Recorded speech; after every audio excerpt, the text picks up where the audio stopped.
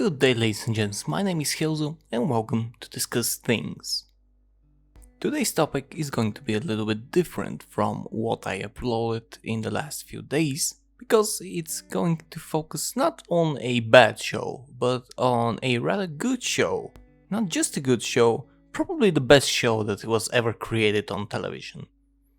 See, in almost every show you have a good, lawful protagonist with somewhat of a shady past or a little bit of baggage, but ultimately a good one with unbreakable morals and something to stand for on the good side of humanity. These people often fight psychopaths, arsonists, murderers, rapists, military convicts, everything that you can think negative in a person, impersonated by a very, very active villain that serves its purpose throughout the show. And most TV shows didn't even consider to have an antagonist as a main character or someone to drive the show forward because it was too far-fetched of an idea to discover, or it was just too difficult for them to spin it. This of course came to an end when a new show in 2006 started running on Showtime. The show's name? Dexter. Not Dexter's Laboratory, don't be confused, that's an entirely different show and we've all seen the memes. It's just called Dexter. Now Dexter is your typical crime analyst, blood spatter in specialization for the Miami Metro Police. He eats, he works out, he smiles, he brings donuts, and he also kills criminals. Surprise, motherfucker! Yep, Dexter's other job in the show is to just kill those people who have slipped through the cracks in the justice system, and he does so in a very creative and very fascinating way.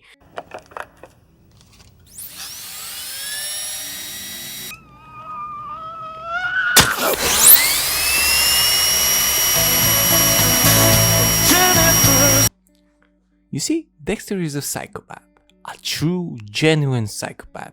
He has the urge to kill, he has a dark passenger, as he calls it, that pushes him towards making these decisions, not have really a big empathy towards human beings, and just goes for the fun of it and to fulfill his basic desires. The difference is, thanks to his adopted father Harry, Dexter has learned to channel those urges towards a more deserving portion of society instead of innocent people like you and me. And this all results in a kind of a vigilante with a side of murder character that's a very anti-hero in person, but it's also very likable because you see what's happening inside his head constantly during his inner monologues throughout every episode. You also get to experience what he's thinking of doing and what he's actually doing, which very often differs because of what he has to do to maintain his image and his persona. The show tackles the idea of murder and being an anti-hero and being a good criminal very successfully, and it actually makes for a very likable character in the face of Dexter that nobody truly saw in a show before, not on the extent of being the main character and running for so many seasons. As the show evolved, so did Dexter. He formed emotional attachments, even got a kid, got married, started to struggle with his inner self very often and very actively to see if he can actually be a normal person and not do what he does. The whole concept of your inner demons is explored in very, very much detail throughout every experience that Dexter has in the show, everyone he kills or everyone he chases or tries to save. The bonds he creates with his family, with his sister and with his colleagues and other characters that pop up in the show give him perspective and make him do things that we wouldn't normally do in a situation when it presented itself. Overall, this was the perfect show to make you question the black and white status of the world and to actually ask yourself, is that okay? Do we need someone like that? The answer, in my opinion, was yeah. I'm rooting for it, and so did the other fans. Everyone wanted Dexter to survive, to escape the law, to continue doing what he's doing. We all knew that it wasn't going to end well for Dexter, but we all wanted it to just keep going for as long as possible. Now, what I explained until now is the perfect show. You have a good driven story, you have 8 seasons filled with action, filled with drama, filled with everything that you might need, and it doesn't even get boring. So what could a potential problem for the show be besides ending too early or too late? Well, the problem actually came in the very last episode of the show, and I'm not going to spoil any of the plot because even if you've seen it, you probably want to experience it again and again, and I don't want to spoil it for the people who haven't seen the show. What I'm going to say is that the ending was utterly disappointing to all the fans, and it didn't actually give much respect to the character and to the side character and to the story that was presented for 8 seasons. What it did give us, the fans, was a prospect for continuing the series at one point because it was kind of an open ending. And for the next 10 years, the forums, the fan sites, everything blew up with anticipation, with fan theories, with desires, with even plots written by more active fans. In October of 2020, Showtime officially greenlit a Dexter revival miniseries, and everyone jumped in their seats, screaming, screeching, shouting, and wanting more blood and more Dexter. Not long after, there were the first snippets, the first photos showing Dexter in his outfit and doing what he does, and afterwards there was a full-blown trailer and of course the release date that was set to November 7th, 2021. I can remember reading every piece of news that came out, every story, every fan theory, and I pitched it to my girlfriend who was even more excited about it than me because she was the original person to introduce me to the series and this is her favorite TV series. And we eagerly awaited for the first episode. The show started with showing us our dear protagonist Dexter, who it would seem has abandoned the life of a serial killer and he has managed to find peace in the depths of the north. He works at a gun shop, he has no problems, he's friendly with everyone and he just lives a peaceful life. Of course, it wouldn't be a Dexter show if it doesn't have blood and some people who die even in the first episode, so that's what actually happens and it all goes down spiral from there. Can't say really anything bad about the series as a whole. It's an 8-episode season and it's actually very good. What every fan wanted from this new series is first and foremost a better ending that gives respect to Dexter and gives him a well-deserved send-off if that's going to be the last we see of him. From all that we know about him, he's very smart, very cunning, very intelligent, very slick, if you want to say that. And we kinda expected that this would be the entirety of his character in the new season, making him not lose his edge and being just as badass as we remember him.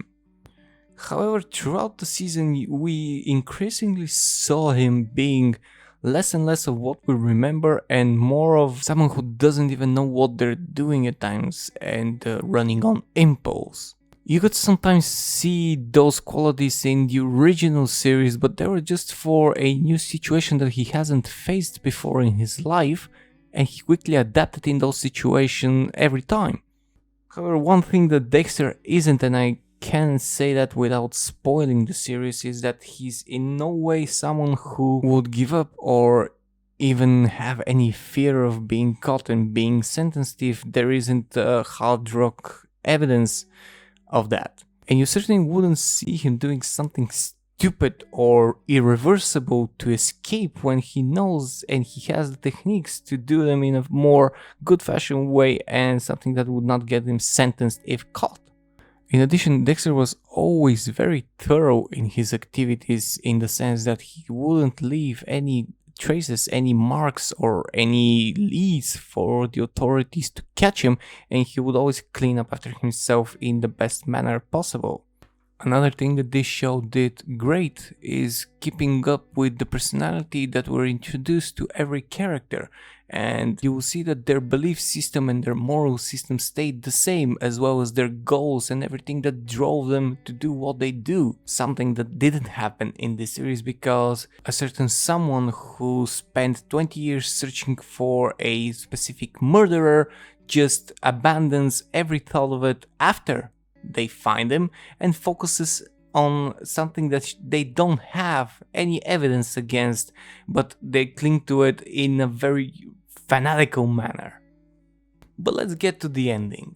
The thing that fans were gripping their seats the most and expecting to have a good one for a change. This ending was actually even worse than the original ending, making the series fall down quicker than a stone thrown from a plane.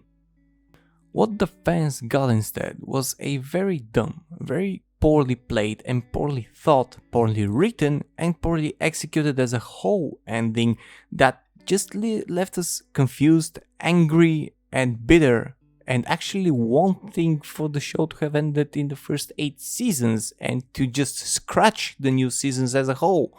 The even weirder part is that Michael C. Hall, who is the actor who plays Dexter, has a great creative decision rights in the show, especially in the new season, and seeing how he's immersed in the role as Dexter and how he wanted and he said he wanted to bring justice and a good ending to the character, actually approved that, and he actually had a hand in creating this ending. It was absolutely poorly written and an absolute joke for every fan of Dexter, and it showed in the ratings. The last episode bombed very, very quickly, and it wasn't long before every reviewer, every YouTuber that has something to say, me included, did so. In retrospect, this is a show that is worth watching. This is a show that you want to have in your playlist and you want to have experienced. You can make every note and have your opinion about both endings, but in the end, the journey is well worth it. This is something that I recommend to everyone that we talk about movies, and this TV series is still one of my best. The only grievance I have is with the ending, because this could have been the show that would top every other show in existence, no matter the genre. Because if you had the perfect ending to a perfect show, you could never go down from that. You could never have something that would cripple you.